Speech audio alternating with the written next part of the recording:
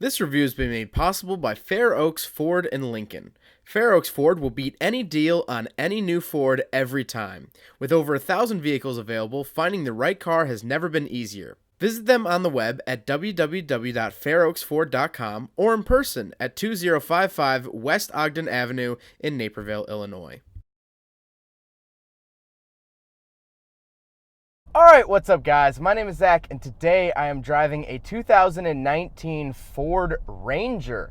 Up front is a 2.3 liter turbocharged inline 4 and down below is a 10-speed automatic transmission. If you'd like to read more of my thoughts, head on over to carmarshal.com/overdrive. But let's get back to that 2.3 liter inline 4. Well, it is the Ecoboost engine we've come to know and love. You'll find this same engine in the Ecoboost Mustang 2.3 liter, and actually you could trace the roots of the 2.3 liter Ecoboost all the way back to the Mazda Speed 6 and Mazda Speed 3 of the mid-2000s. Of course, that engine was developed by Ford for Mazda, and so it shares similarities, but it's a well-thought-through engine is what I'm getting at. It's been around for a little bit. It's nothing new. It's nothing crazy, and so it's had over a decade of research and development, so you know it's not going to be too much of a gamble. It is a 2.3 liter inline 4, and that is the only option so far for the 2019 Ranger.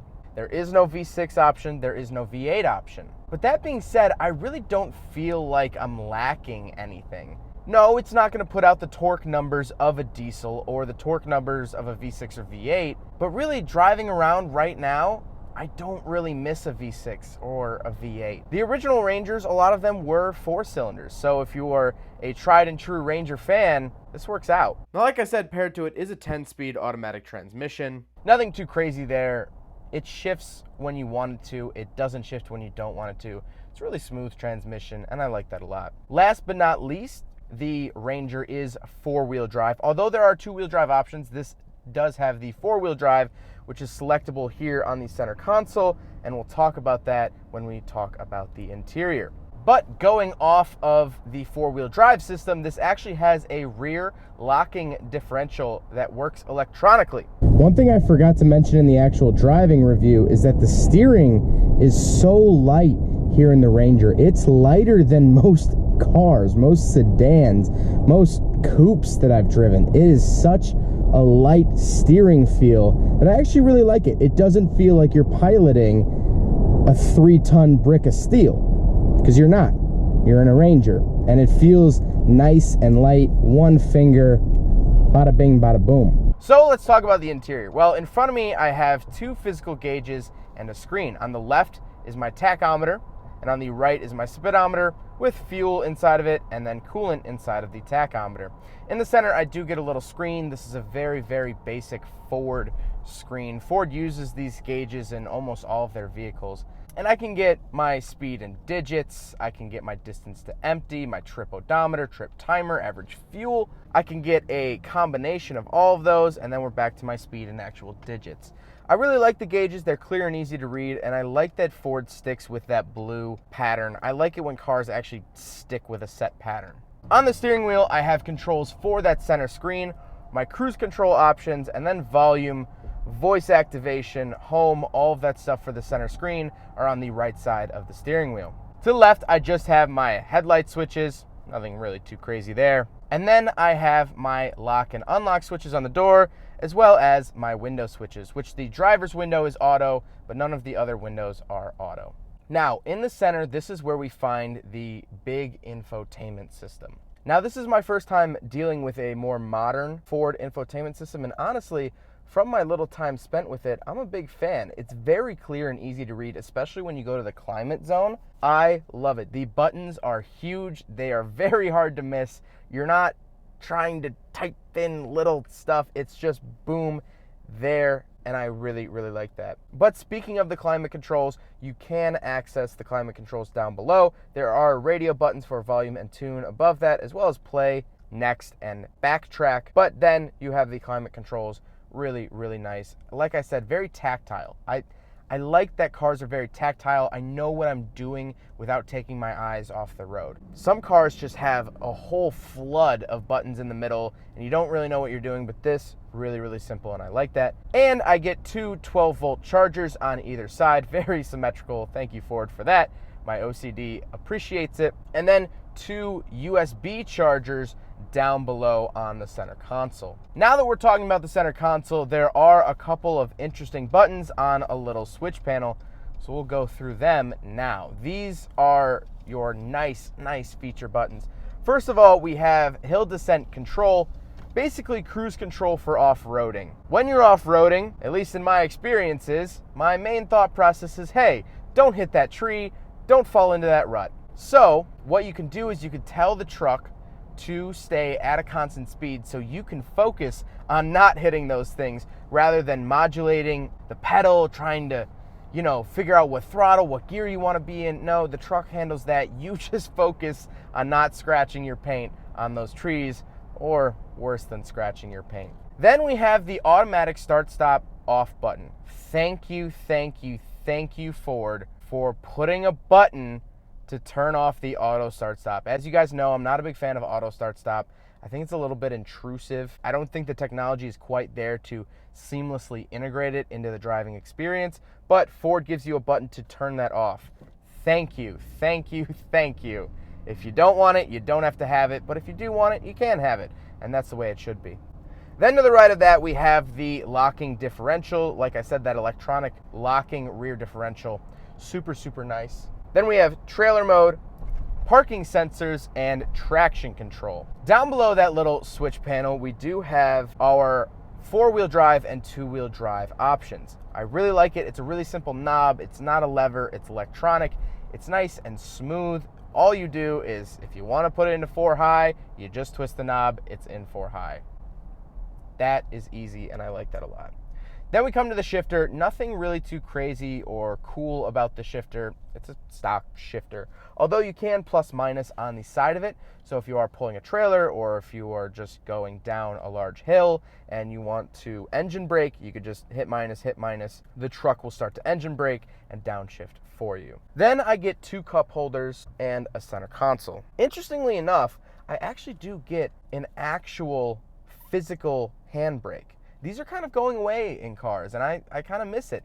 I like having a physical parking brake that you can, put up, and the Ranger has that, which is awesome. Now, talking about the seats are cloth. They're comfortable. They're nothing really to brag about, but they're comfortable seats, and I like them. But speaking of seats, this is a quad cab, so we will do a back seat review. All right, so we're in the back of the 2019 Ford Ranger, and the seats are about the same material as the ones up there. I do have a center console that has 2 cup holders. I like that a lot. I can actually open this rear window like that, get a little breeze in here. But the nicest thing about the back seats is that down below I have 2 USB chargers. Awesome. But I also have a wall outlet. So for someone like me who films a lot, I have a lot of chargers for my cameras that don't work with USB ports. My DSLR charger is not a USB cord. So I could charge my GoPro, I could charge my phone, and I could charge my DSLR all within one little section in the back seat. That is absolutely nice. Other than that, it's a little bit crammed back here, but if I spread my legs a little bit, I'm not touching the front seat. If I sit completely like a kid in middle school, then yeah, my knees do touch the front seat. But other than that, it's not a bad back seat, and I like the fact that it even has a back seat. Overall, I think the interior is nice. It's not bad, it's not amazing, but what is amazing, what I really like, is what we're going to talk about next, which is the looks.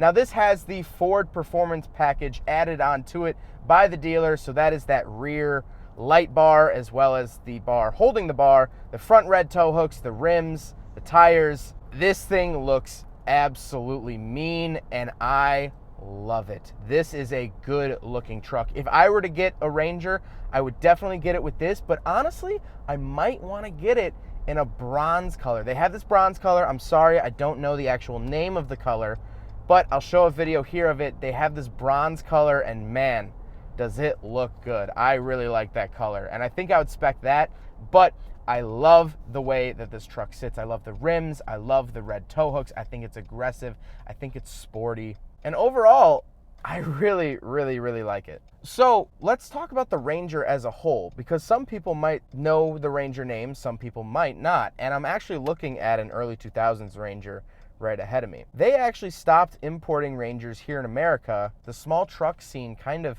went away. And why I say they stopped importing them into America is actually because I spent a couple weeks in Haiti in 2015 and in 2018. There's Rangers there all over the place, modern Rangers. Ford never stopped making the Ranger. They just stopped importing them here because there's no longer a small truck market. But these things have been trucking around without skipping a beat since the mid-2000s. And so foreign countries, smaller countries, got the Ford Ranger, but we didn't. And so with the growing smaller truck market kind of coming back again, it's sort of a trend again to have a smaller size truck, Ford decided to start importing them again with some slight redesigns. We got the Ranger again. And so I absolutely fell in love with a 1988 Ford Ranger that I used to drive for work. I used to work on a farm, and my little farm truck to do my little farm boy tasks was a 1988 Ford Ranger. I still think about that truck. I loved that truck. And part of it was sort of that 80s draw. You know, it's cool. It's from the 80s. It's retro and square body and easy to maintain. But while the Ranger has grown nearly exponentially, this is a lot larger than that 1988 Ranger, it still has that sort of Ranger charm. It's nimble, it has that small engine, it's just a little 4-cylinder. It doesn't ask too much. It's not as demanding as the larger trucks. It's not demanding at the gas station nearly as much as the larger trucks are. And so it sort of maintains that almost, I want to say youthful vibe, I guess. I don't know if that's the right wording, but it retains this sort of youthfulness. That sounds better. That sounds more professional. It retains this youthfulness of the Ranger, this little truck, this let's get up, let's go do anything. Because yes, the larger pickup trucks are down to do whatever, but they're so much larger that it almost feels like they have to go out of their way to do it. The Ranger just feels like it's down for anything all the time. And that's really cool. I really like that. Well, I want to thank you guys so much for watching. I want to give a huge shout out to Fair Oaks Ford for getting me in the driver's seat of a 2019 Ranger. This is a hot truck right now. And I want to thank them for getting me behind the wheel of one. And not only getting me behind the wheel of one, but getting me behind the wheel of such a cool spec'd one. This thing is awesome. This is exactly how I would want my Ranger. Minus maybe the bronze color, but this is a very, very cool truck, and I would highly recommend it. If you are looking for smaller trucks, definitely take a look at Fair Oaks Ford. I will leave their information up on the screen, but thank you guys so much for watching. Don't forget to rate the video, comment on the video, and subscribe if you really like it. Take care, guys. There goes a sight from my soul.